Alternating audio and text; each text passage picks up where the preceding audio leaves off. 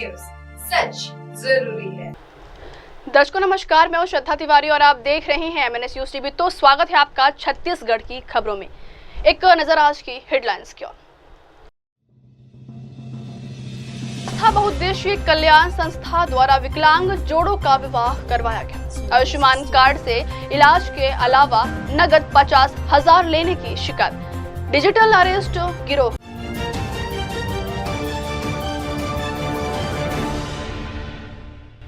आप देख रहे हैं MNS न्यूज, सच जरूरी है। तो खबरें विस्तार से।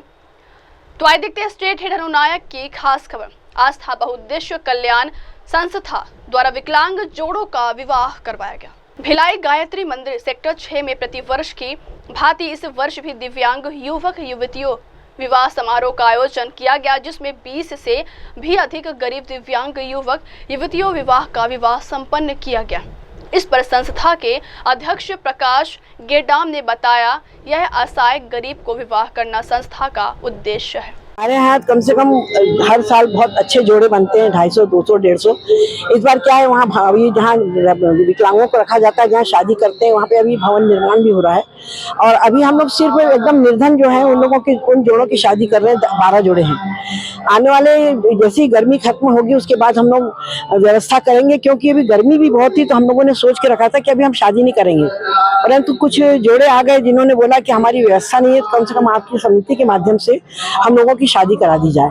तो हम लोगों ने कुछ ही जोड़ों को, जो 10-12 जोड़े हैं, उनको लेकर के यहाँ पर गायत्री मंदिर में परिसर में व्यवस्था करें और गायत्री यज्ञ के माध्यम से हम लोग यहाँ पर उनका विवाह करा रहे हैं। क्योंकि आस्था समिति कार्यक्रम कराती है, बहुत अच्छे तरीके से कराती है। आप लोगों ने विगत वर्ष में भी देखा है, और आने वाले समय में हम लोग इनको और अच्छी तरीके से विवाह करेंगे और जो दिव्यांगों की जो समस्याएं उनका निराकरण भी करेंगे।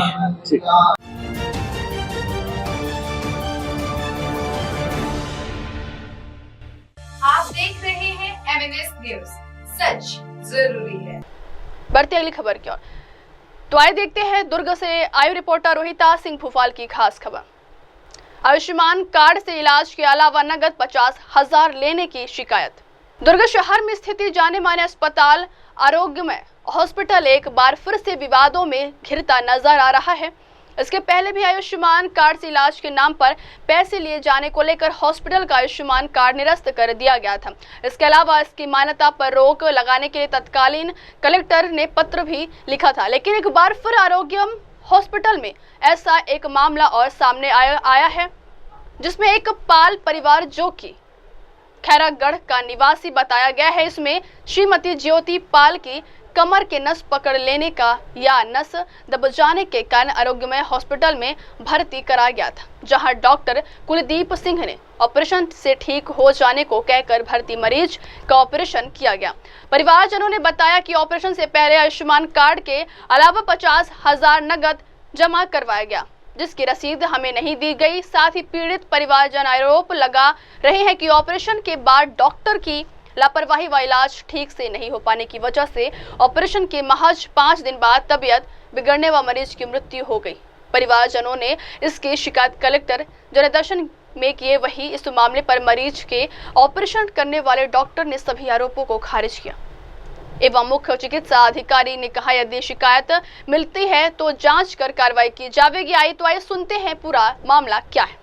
अस्पताल में इलाज करने में कुलदीप सर की बात हुआ था, वहाँ पे इलाज करने का ऐसा बोल के, तो आयुष्मान कार्ड है और उसमें 50-60,000 खर्चा में हो जाएगा।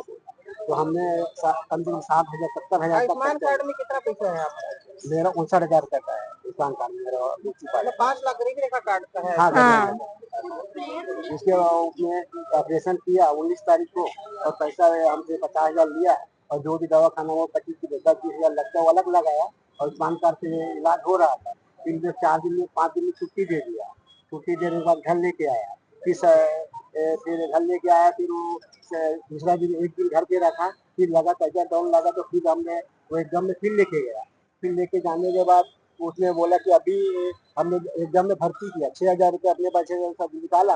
उसके बाद बोलता है कि अभी 30,000 जमा करो, 50,000 जमा करो तब इलाज होगा। तो हम कुलदीप सर को फोन किया कि भाई आपने इलाज किया, हमसे पैसा हमने अलग के लिया, तो 50,000 रुपया, और उधर हमने कुलदीप सर के हाथ में। हाँ, और उसके बाद उद्यम में 15,000 तक का लगता है जमा करने को ना, शुरुआत में वो पी जाता है। और वो स्मार्ट कार्ड 64,000 रुपया कटा है मेरे वाइफ का जो है। स्मार्ट कार्ड से पैसा अलग कटा है, उद्यम में 15,000 रुपये जमा अलग किए, तो उसके पास 50,000 अलग दिए पुलिस सर का ऐसा। तो उसके गया था, फिर उसके बाद 5 दिन छुट्टी है, घर पे गया, फिर दूसरा बार लाया तो कुलजीत सर को मैं लड़की फोन किया, इसने बहुत निषेध किया है कि मेरे पास पैसा भी नहीं है कि मैं अभी क्या करें हम लोग कि ये में भर्ती ले रहा है, हमारे पास इतना पैसा नहीं है। तो उसने कुलजीत सर ने बोला कि आप दुर्ग हॉस्पिटल लेके आ जाओ। तो हम लोग बोला सरकारी हॉस्पिटल में लेके आओ दुर्ग वाला, मैं उधर इलाज करता हूँ। वहाँ से एम्बुलेंस किया, मैं एम्बुलेंस लाते यहाँ किया, 2 घंटे तक वहाँ था, उसके बाद डेट चला गया, डेट चला। क्या नाम है आपका? मेरा राजेश पाल है, मेरा वाइफ का है और ये मेरा लड़की है। अच्छा, किसको किए थे? ज्योति पाल मेरा औरत है, मेरा वाइफ है। हम लोग बलदेवपुर रहता है, बलदेवपुर खैरागढ़ से। यहाँ पे कहाँ रहते हैं? यहाँ हम लोग आसपास में नहीं रहते। आसपास में फिर आरोग्य में कैसे पहुँचे? पुलिस सर का नंबर था ना अपने पास, कोई दिया था, उसके पास में दिया था अपने पास, उसके जरिए पहुँचा। दूसरे डॉक्टर के जरिए इस डॉक्टर के पास, केसी जी खैरागढ़। इस तरह का कोई प्रकरण मेरे संज्ञान में नहीं है अभी। कई बार प्राइवेट मरीजों से जिला अस्पताल में या जिला अस्पताल से अन्य अस्पतालों में मरीज रिफर होता है गंभीरता के हिसाब से, और ये मरीज जिसके बारे में आप बता रहे हैं वो आरोग्य अस्पताल से जिला अस्पताल में आया है, तो यहाँ पे मौत हो गई है। अगर कोई इसमें लापरवाही की बात है तो मैं उसकी जांच करवाऊंगा और जिसमें जो भी दोषी होंगे उन पर कार्रवाई की जाएगी।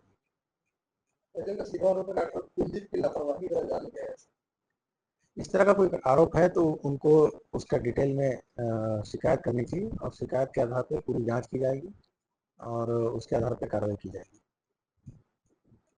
लंबर स्पाइन स्टेनोसिस का केस था, कमर में नसों में दबाव था जिसके कारण पैरों में दर्द होता था उनको। उसके लिए हमने उनको ऑपरेशन की सलाह दी थी, जिसके लिए उन्होंने ऑपरेशन की मंजूरी दी थी। ऑपरेशन के सारे कॉम्प्लिकेशन बताए गए थे उनको। उसके बाद उनको ऑपरेशन किया गया जो कि सक्सेसफुल था। ऑपरेशन के बाद मरीज़ को एक दिन आईसीयू में रखा गया, मरीज़ स्टेबल थी। उसके बाद हमने उनको जनरल वार्ड में रख के आईवी एंटीबायोटिक्स लगाई, जिसके दौरान पेशेंट एकदम स्टेबल थी, उनको कोई बुखार की कंप्लेंट नहीं थी, कोई दर्द की कंप्लेंट नहीं थी। 5 दिन एंटीबायोटिक का पूरा कोर्स देने के बाद स्टेबल कंडीशन में उनको डिस्चार्ज किया गया था। उसके 2 या 3 दिन बाद पेशेंट को वापस लेके आए थे उनके परिजन। उस समय उनको लो बीपी और सांस लेने की समस्या थी, तो इसलिए वो लेके आए थे। तो इस उसके लिए उनको मैंने यहाँ पे जिला अस्पताल में भर्ती किया था और इलाज चालू किया। आईसीयू में रखा हमने उनको, वेंटिलेटर पे रखा था। इलाज करने के दौरान उनका बीपी और गिरता गया, हार्ट रेट कम होता गया, जिसके कारण उनकी आकस्मिक मृत्यु हो गई। जो सर्जरी हुआ है सर, उसमें फेलियर रेट होते हैं और क्या वो बहुत क्रिटिकल ऑपरेशन होता है या वो जनरल? हाँ, ऑपरेशन बड़ा ऑपरेशन होता है, क्रिटिकल ऑपरेशन होता है। इसमें जान जाने की संभावना कितनी रहती है ऑपरेशन में? जान जाने की संभावना 5 से 10% रहती है। कॉम्प्लिकेशंस होते हैं कुछ, जान जा सकती है। इसमें आरोप जैसे अस्पताल मैनेजमेंट के ऊपर और आपके ऊपर भी लग रहे हैं। आयुष्मान के थ्रू आप लोगों ने उनसे एक्स्ट्रा पैसा भी लिया था at the time of admission, और उसके बदले आयुष्मान कार्ड से भी पैसे कटे हैं। अमाउंट फिगर 1.5 लाख के आसपास की राशि बताई। नहीं, ये तो सरासर गलत है इल्ज़ाम। उनसे कोई भी धनराशि नहीं ली गई थी। उनका पूरा इलाज आयुष्मान के अंतर्गत हुआ और उनको पूरी तरह स्वस्थ करके हमने डिस्चार्ज किया था। 5 दिन बाद उनको डिस्चार्ज किया। तो आप सभी आरोपों को सीरियस करें? जी बिल्कुल। 50,000 रुपये देने के बाद आप लगा नहीं सकते आपका? वो तो गलत है। उनसे पूरा आयुष्मान में किया गया उनका ट्रीटमेंट, उनसे कोई पैसा नहीं लिया गया। आफ्टर ऑपरेशन जो ऑब्जर्वेशन पीरियड था 1 हफ्ते का, उसमें किसी तरह की आपको लगता है कोताही बरती गई? नहीं, उसमें कोई भी ऐसी कोई भी सिचुएशन नहीं आई जिसमें हमें लगा हो कि पेशेंट को कोई प्रॉब्लम है।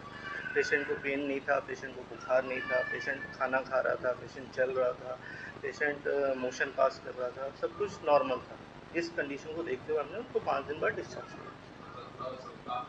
सर्जरी से पहले जो ब्लड टेस्ट हुए, जो एमआरआई रिपोर्ट वो लेके उस एमआरआई रिपोर्ट के बेसिस पे आपने सर्जरी किया है, और जो ब्लड टेस्ट है नहीं, ब्लड रिपोर्ट्स नहीं। मैं डॉक्टर कुलदीप सिंह हूँ, मैं कंसल्टेंट न्यूरोसर्जन। क्या हुआ है? हमारी माँ का तबीयत थोड़ा सा खराब था, उनके कमर में दर्द था, तो बोले कि मतलब आरोग्यम हॉस्पिटल में हम लोग लाए, चेकअप कराए, दिखाए, तो डॉक्टर बोले कि आपकी कमर का नस दब गया है। उसके बाद बोले कि ऑपरेशन करना पड़ेगा। फिर हम लोग ने पूछा कि खर्चा कितना तक आएगा सर, तो बोले कि 1.5 लाख तक आएगा। तो उतना पैसा हम लोग के पास नहीं है। फिर हम लोग ये बोले तो बोले कि आयुष्मान कार्ड चलता है, आधा आयुष्मान से कार्ड से कट जाएगा, बचा कुछ आप दे देना। उसके बाद फिर 17 को हमने उन्हें एडमिट कराया हॉस्पिटल में। फिर उन्होंने 19 को इलाज किया, बोले कि आयुष्मान कार्ड में पैसा आने में लेट लगता है, पहले 50,000 भर दो। हम लोगों ने भर दिया। उसके उस दिन 19 को उनका ऑपरेशन हुआ। उसके बाद उन्होंने 4 दिन में हमको डिस्चार्ज दे दिया। उसके बाद डिस्चार्ज के बाद हम लोग, हमारी माँ हमारे साथ एक दिन थी। हम लोग को लगा कि हालत खराब हो रही है, उनको तुरंत हॉस्पिटल ले जाना पड़ेगा। हम लोग तुरंत हॉस्पिटल लाए। फिर लाते ही उन लोग बोले कि इनको तुरंत आईसीयू में शिफ्ट करना पड़ेगा और बोले 50,000 तक खर्चा आएगा। तो एक गरीब इंसान फिर से जमा करने के बाद फिर आईसीयू का खर्चा होता है, एक दिन का। हाँ, पैसा जमा करो, फिर आपको बेड में सुलाएंगे। तो एक गरीब इंसान उतना पैसा कहाँ से लाएगा? नहीं, आयुष्मान कार्ड आपके पास था तो आपको आयुष्मान कार्ड जमा लिए थे वहाँ? लिए थे। उसका भी किया है। और जो पैसा आप जमा किया उसका रसीद वगैरह कुछ दिए हैं? कुछ नहीं दिया है, एक चीज का बिल नहीं है हमारे पास। ऐसा तो हमारा नहीं है। 70-80 हजार तक खर्चा हुआ है। अब आप बताइए क्या हुआ, थोड़ा सा तहसील के बारे में आप बताइए।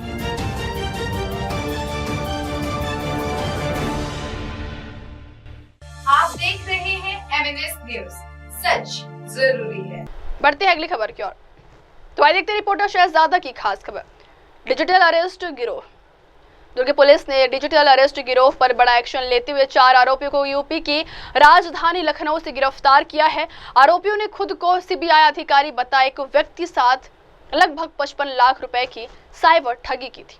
वहीं सीएसपी सत्यप्रकाश तिवारी ने बताया कि प्रार्थी नम्रता चंद्राकर ने शिकायत दर्ज कराई थी कि उनके पिता पर मनी लॉन्ड्रिंग का आरोप लगाकर आरोपियों ने उन्हें डराकर अलग अलग खातों में रुपए ट्रांसफर करा लिए। वहीं जांच के दौरान पाया गया कि राजेश विश्वकर्मा ने धनराशि अपने यूनियन बैंक खाते में स्वीकार किया था। वहीं उसने इसका एक हिस्सा शुभम श्रीवास्तव को भी दिया, शेष साथियों ने आपस में बांट दिए। पुलिस ने आरोपियों की गिरफ्तारी पर उनके कब्जे से घटना में प्रयुक्त मोबाइल फोन, आधार कार्ड सहित महत्वपूर्ण दस्तावेज भी जब्त किए। चंद्राकर के द्वारा एक प्रथम सूचना पत्र दर्ज कराया गया था कि उनके पिताजी के नाम से जो खाता है उनको उनके खाते से डिजिटल अरेस्ट करके उनको 29/4/2025 से 29/5/2025 1 महीने तक लगातार सीबीआई का अधिकारी बनाकर अज्ञात व्यक्तियों के द्वारा लगातार कॉल किया गया और उनको डिजिटल अरेस्ट करके उनके खाते से लगभग 54,90,000 रुपये की ठगी की गई है।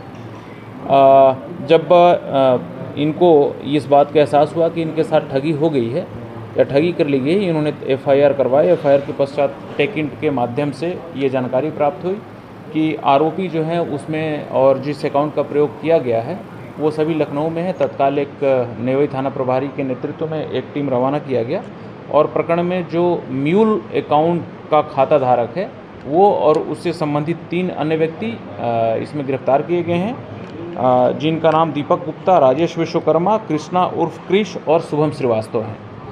ये चारों व्यक्ति कमीशन के रूप में जो भी पैसा आता था ठगी का, उस पैसे का कमीशन रख करके और शेष पैसों को नेक्स्ट अपने ऊपर वाले व्यक्तियों को पहुंचा देते थे। प्रकरण में अन्य जो आरोपी इसमें शामिल हैं उन आरोपियों की पतासाजी के क्रम में इन चारों आरोपियों का गिरफ्तार किया जाकर के इनको और इनका पुलिस रिमांड लिया गया है और इनसे पूछताछ की जा रही है। पूछताछ के पश्चात जो भी आरोपी मुख्य आरोपी हैं उनकी गिरफ्तारी हम शीघ्र कर लेंगे।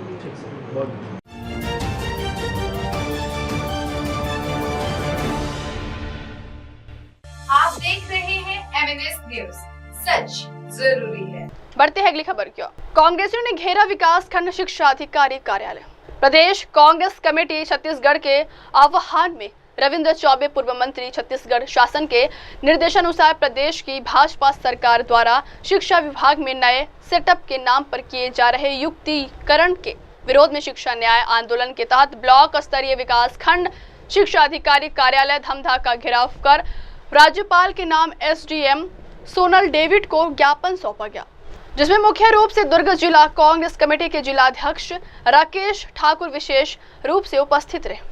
जिलाध्यक्ष राकेश ठाकुर ने कहा है कि प्रदेश की सरकार सभी वर्ग के लोगों के साथ धोखा कर रही है। पहले शराब दुकान को बढ़ावा देकर शराब दुकान खुलवाए, अब स्कूल बंद करके अपनी कौन सी नीति को प्रदर्शित कर रहे हैं, समझ से परे है। कार्यक्रम में ब्लॉक कांग्रेस कमेटी धमधा के पदाधिकारी, जोन कांग्रेस एवं समस्त कांग्रेसी कार्यकर्ता मौजूद थे। आप दुकानें हो रहे हैं, मतलब सीधा सीधा ये है, स्कूल बंद करेंगे आप। आत्मानंद स्कूल की स्थिति अभी खराब है, लोग प्राइवेट स्कूल से निकाल के उसको आत्मानंद स्कूल में डाल रहे थे। अब वो मजबूर हो गए कि फिर से प्राइवेट स्कूल में डालने के लिए सीधा सीधा ये सरकार वो जो स्कूल चलाने वाले, प्राइवेट स्कूल चलाने वाला है, उसको बढ़ावा देना चाहते हैं। हम आपके माध्यम से बहुत शांतिपूर्वक ज्ञापन देने आपको आए हैं। आपके माध्यम से महामहिम राज्यपाल के नाम से आपको ज्ञापन दे रहे हैं। आपके माध्यम से ये सहयोग चाहेंगे कि ये संदेश वहाँ तक भिजवाइए और जो स्कूलें बंद हो रही है उस स्कूल को बंद मत होने दीजिए और जो शिक्षक बेरोजगार हो रहे हैं उनको बेरोजगार होने दीजिए। कांग्रेस पार्टी जिंदाबाद, कांग्रेस पार्टी जिंदाबाद।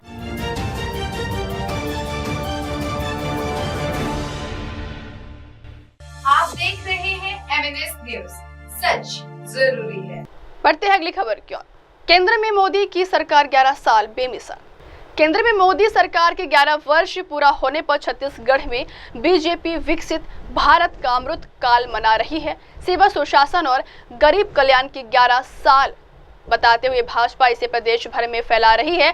इसी कड़ी में आज 11 साल बेमिसाल को लेकर भाजपा जिला कार्यालय में बीजेपी ने प्रेस वार्ता का आयोजन किया, जिसमें पूर्व मंत्री, वर्तमान सांसद रायपुर बृजमोहन अग्रवाल, महासमुंद सांसद रूप कुमारी चौधरी सहित बड़ी संख्या में बीजेपी के बड़े नेता मौजूद रहे। इस दौरान पूर्व मंत्री बृजमोहन अग्रवाल ने केंद्र में मोदी सरकार के 11 साल की उपलब्धियां भी गिनाई। तो आइए देखते हैं वीडियो। ऊपर उठाना है, क्योंकि लोगों के आय का एक बहुत बड़ा माध्यम, बहुत बड़ा साधन खाने पीने में खर्च होता है और उसको बचाकर अगर वो अपने बच्चों की पढ़ाई में, अपने घर बनाने में, अपने साधन जुटाने में अगर खर्च करें उनका जीवन स्तर और ऊंचा होगा। बनाने की परिकल्पना है, उसके साथ में हमारा छत्तीसगढ़ भी विकसित छत्तीसगढ़ बने, हमारा महासमुंद जिला भी विकसित महासमुंद जिला बने। इस कल्पना के साथ में हम 11 साल के लिए मोदी जी को, अमित शाह जी को, जगत प्रकाश नड्डा जी को, भारतीय जनता पार्टी के कार्यकर्ताओं को और पूरी देश की जनता को बहुत बहुत बधाई और शुभकामनाएं देते हैं। का निर्माण होना इस देश की संस्कृति का पुनर्जागरण है। इसके साथ ही काशी विश्वनाथ, वाराणसी, महाकाल, उज्जैन, विंध्यवासिनी सहित देश के जितने पुरातात्विक स्थल हैं वहां पर कॉरिडोर का निर्माण किया जा रहा है। देश की धार्मिक आस्था और गरिमा को वापस लाने का प्रयास किया जा रहा है।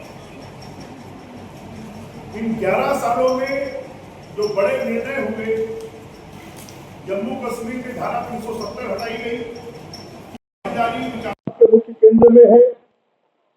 आतंकवाद पर सख्त नीति, जीरो टॉलरेंस की नीति है। डिफेंस एक्सपोर्ट हमारा 30 गुना बढ़ गया है। भ्रष्टाचार पर प्रहार करने के लिए, घोटाले खत्म करने के लिए ई नीलामी और पारदर्शिता लाई गई है। भारत अब, जो हम कहते थे कि भारत कभी विश्व गुरु होता था, अब फिर से भारत पूरे विश्व के नेतृत्व करने के लिए तैयार हो रहा है। आयुर्वेद और योग को भी पूरे विश्व में मान्यता मिल रही है। और मोदी जी के 11 साल बेमिसाल, मोदी जी का 11 साल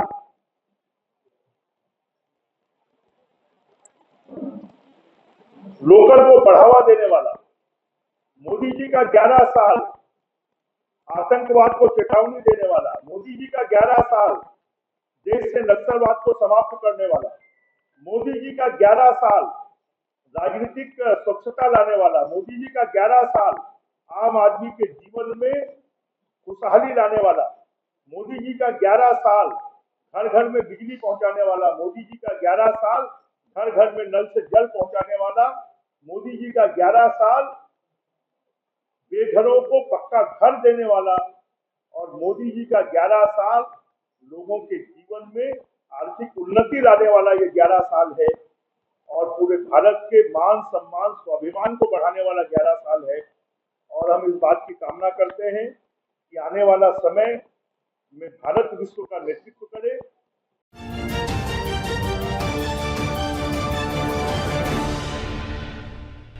आप देख रहे हैं MNS न्यूज, सच जरूरी है। बढ़ते अगली खबर की ओर। बसना पूज्य मानिकपुरी पनिका समाज के तत्वाधान में सदगुरु कबीर साहेब प्राकट्य दिवस बड़े धूमधाम से मनाया गया। सदगुरु कबीर साहेब प्राकट्य दिवस पर मानिकपुरी पनिका समाज ब्लॉक इकाई बसना के द्वारा सम्मान समारोह आयोजित किया गया। सम्मान समारोह में अध्यक्षता कर रहे सेवक दास दीवान जिलाध्यक्ष ने कहा कि सदगुरु कबीर साहेब प्राकट्य दिवस प्रत्येक वर्षों की भांति इस वर्ष भी अत्यंत हर्षोल्लास के साथ मना रहे हैं। सदगुरु कबीर साहेब जी के बताए हुए मार्ग का अनुसरण करते हुए अपने जीवन को सार्थक बनाए। वही कबीर भजन गाकर उपस्थित श्रोताओं का मन मोह लिया। कुमारी प्रियंका सहित भजन मंडली की कबीर भजन पर शानदार प्रस्तुति की सराहना की गई। मैं समाज में निर्वाचन प्रमुख हूँ और मानिकपुरी बसना पनिका समाज का हमेशा एक सिपाही के जैसे संगठन में काम करता हूँ।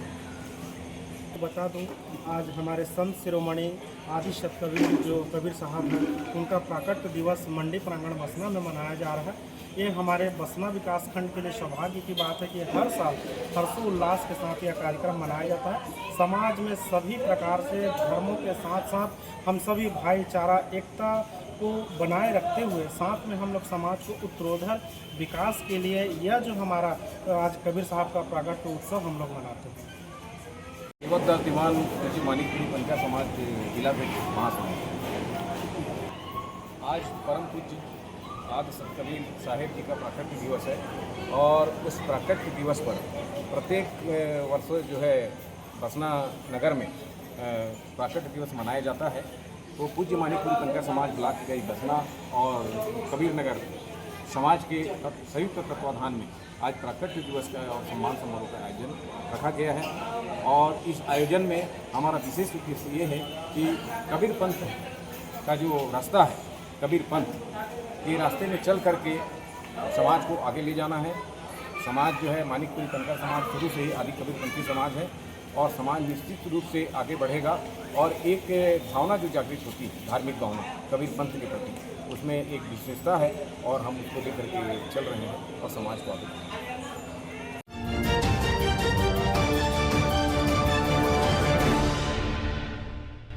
आप देख रहे हैं MNS न्यूज, सच जरूरी है।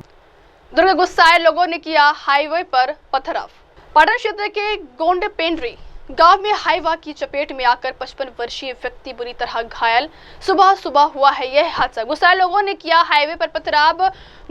गोंड पेंड्री का रहने वाला घायल सुखचैन निषाद सुबह टहलने निकले थे।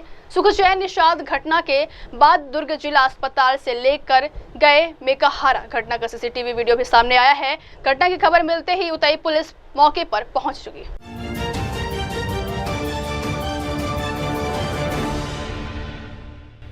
आप देख रहे हैं MNS न्यूज, सच जरूरी है। बढ़ती अगली खबर की ओर।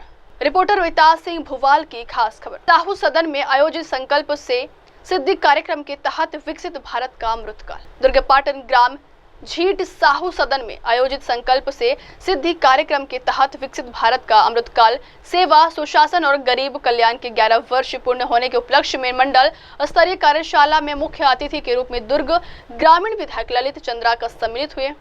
केंद्र सरकार के गत 11 वर्षों में देश में हुए ऐतिहासिक परिवर्तन एवं जन कल्याणकारी उपलब्धियों पर विस्तृत विचार साझा करते हुए कहा गया है कि केंद्र सरकार की दूरदर्शी नीतियों और योजनाओं ने समाज के अंतिम पंक्ति में खड़े व्यक्ति तक विकास की किरण पहुंचाकर देश को आत्मनिर्भरता, समृद्धि और सशक्तिकरण की दिशा में आगे बढ़ाया। नड्डा जिंदाबाद, जिंदाबाद, जिंदाबाद। विष्णु देसाई जिंदाबाद, जिंदाबाद, जिंदाबाद। किरण देव जिंदाबाद, जिंदाबाद, जिंदाबाद। बोलो भक्त करमा माता की जय, राजीव लोचन की जय, भगवान श्री कृष्ण की जय। विकास कहीं ना कहीं बाधित होता है, काम कहीं ना कहीं बाधित होता है। इसलिए एक से एक चुनाव हो और 5 साल लगातार विकास के काम चलते रहे, बीच में कोई रुकावट ना आए। उसके बाद लगातार आप लोग देख रहे केंद्र में नरेंद्र मोदी जब से प्रधानमंत्री बने 2014 से, तब से लेकर जनहित में लगातार भारत को सोने की चिड़िया और विकसित भारत बनाने के लिए लगातार काम। देश के प्रधानमंत्री बार बार उनके आह्वान पर आज स्वच्छ भारत एक मिशन बन गया है। और जब स्वच्छ भारत रहेगा तो यहाँ के 40 करोड़ भारतवासी भी स्वच्छ रहेंगे। और जब स्वच्छ भारत और स्वच्छ भारतवासी रहेंगे तो निश्चित तौर पर उस देश को आगे जाने में, विकसित बनने में कोई रोक नहीं सकता, क्योंकि स्वच्छ लोग ही स्वच्छ वातावरण की कल्पना कर सकते हैं। और उसके बाद लगातार हमारे प्रधानमंत्री ने देखा कि हमारे देश का एक बहुत बड़ी समस्या, जिसमें अपनी माता बहनों को स्वच्छ जाने के लिए या तो शाम का इंतजार होना पड़ता था या तो सुबह होने से पहले उनको जाना पड़ता था। और इसके बाद कई जगह, कई कारण से, कई गांव में कई जगह हमारी माता बहनों को बहुत संवेदना भी होना पड़ता था। और कई बार ऐसी घटना हो जाता था जिसको हम लोग कल्पना भी नहीं कर सकते।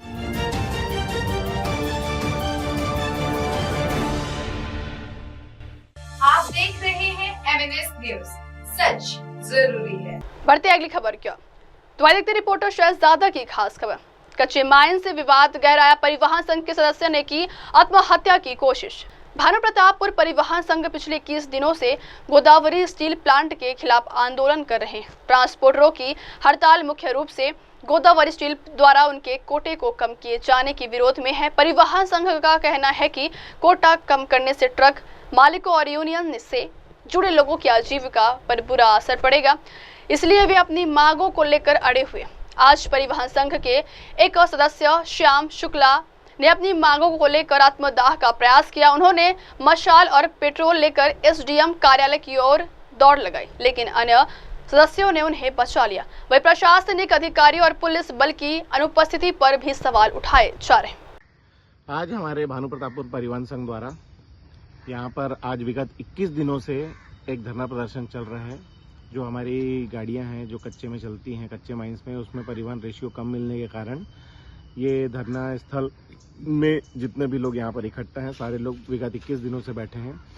और हमारे परिवहन संघ के सदस्य श्री श्याम शुक्ला जी, जो आर्थिक रूप से बहुत परेशान हैं, उनकी गाड़ियाँ खिंचा चुकी हैं और एक गाड़ी उनके पास बची है जिससे उनका जीवन यापन चलता है।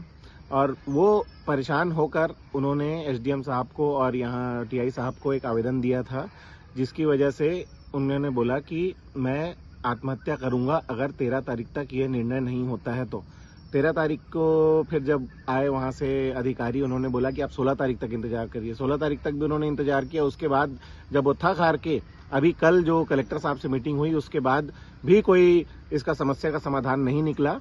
तो आज उन्होंने आत्मदाह करने का प्रयास किया और उन्होंने सारे जितने भी हम सदस्य हैं उनके सामने दौड़ते हुए जाकर वहां पर आत्मदाह का प्रयास किया। इस पे मेरा ये कहना है कि प्रशासन जल्द से जल्द इस पर कोई उचित निर्णय दे, ताकि जितने भी परिवहन संघ भानुप्रतापपुर के सदस्य हैं वो इस पे निराकरण ले सकें।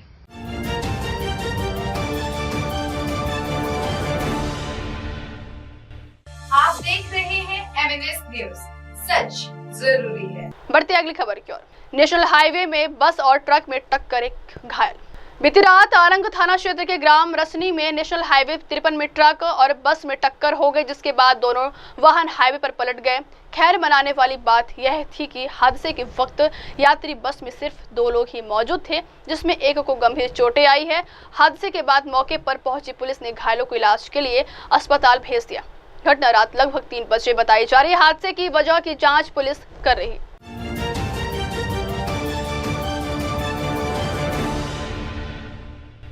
आप देख रहे हैं MNS न्यूज, सच जरूरी है। बढ़ते अगली खबर की ओर। अंबिकापुर वन्य जीव संरक्षण की दिशा में एक अहम कदम। अंबिकापुर शहर के सरगवा क्षेत्र में अजगर और 25 अंडों का स्नैक मैन और वन विभाग द्वारा सफल रेस्क्यू कर विशाल अजगर को संजय पार्क में निगरानी में सुरक्षित रखा गया है। दरअसल वन्य जीव संरक्षण की दिशा में एक अहम कदम उठाते हुए सरगावा क्षेत्र में करीब 10 फीट लंबे विशाल अजगर और उसके 25 अंडों का सफल रेस्क्यू किया गया। वह रेस्क्यू ऑपरेशन प्रसिद्ध सर्प विशेषज्ञ स्नेक मैन सत्यम एवं वन विभाग की टीम के संयुक्त प्रयास से किया गया। रेस्क्यू के पश्चात अजगर और उसके अंडों को सुरक्षित रूप से अंबिकापुर स्थित संजय पार्क में रखा गया, जहां उन्हें वन विभाग की देखरेख में सतत निगरानी में रखा जाएगा। यहाँ सर्वेश्वरी समूह का एक जो गोदाम है, जहाँ इनके गोदाम में एक रॉक पाइथन जो है कि फीमेल अपने अंडों के साथ में जो है कि पाया गया था, जिसे यहाँ के कर्मचारियों ने बताया है और फिर उसकी सूचना दी है। और वर्तमान में इसका जो है कि रेस्क्यू करके इसको जो है कि सुरक्षित जगह में जहाँ इसकी देखभाल की जा सके इसको ले जा रहे हैं, ताकि इसमें से जो अंडे हैं ये इनका हैचिंग और प्लस बच्चे जो भी इसमें से निकल सके और इसको सुरक्षित फिर जंगलों में जो है कि छोड़ा जाएगा। बहुत ही महत्वपूर्ण है। ये शेड्यूल 1 का मतलब कि सांप की श्रेणी में आता है, तो रेप्टाइल है और इसको जो है कि उसी तरह से जैसे टाइगर शेड्यूल 1 में आता है, वैसे रॉक पाइथन भी इस शेड्यूल 1 का प्राणी है। देखिए, ये शेड्यूल 1 का स्पीसीज़ है और मतलब नियम के हिसाब से इसको मारना और टाइगर को मारना दोनों में सेम सज़ा का प्रावधान है। 3 से 5 साल की सज़ा है और 5 साल 50,000 रुपये जुर्माना है। और आप लोग को जानकारी मिला कि यहाँ जानवर है? देखिए, ये जो फार्म है बहुत बड़े एरिया में है, यहाँ कंटिन्यू सारे स्पीसीज मिलते रहते हैं। और अचल भैया जो हमारे मित्र और संस्था के सहयोगी भी हैं, उनके द्वारा सूचना मिली कि एक अजगर है लगभग 1 मंथ से एक ही जगह पे है। तो चूँकि ये ग्रीनरी वाला फार्म है तो मुझे लगा सांप एक ही जगह पे है, यानी कि ज़रूर वो अंडे दे रहा होगा। आज जब मैं मौके पे पहुंचा तो देखा कि वो लगभग 20 से 25 अंडे दिया हुआ है और उसको सेक रहा था। अभी इसको वन विभाग की सहायता से हम संजय पार्क रखवाने का प्रयास कर रहे हैं, और ताकि माँ और बच्चे दोनों को सुरक्षित अपन रखा जाए और दोनों फिर नया जीवन जी पाए। लगभग 90 दिनों में बच्चे निकल जाएंगे। हाँ, अब वक्त हो चला दस ब्रेक का, तब तक के लिए देखते रहिए देश और दुनिया की तमाम बड़ी खबरें। धन्यवाद। हाय हेलो नमस्कार, मैं हूं पंकज विष्णु और आप देख रहे हैं MNS न्यूज। आप देख रहे हैं MNS न्यूज, सच जरूरी।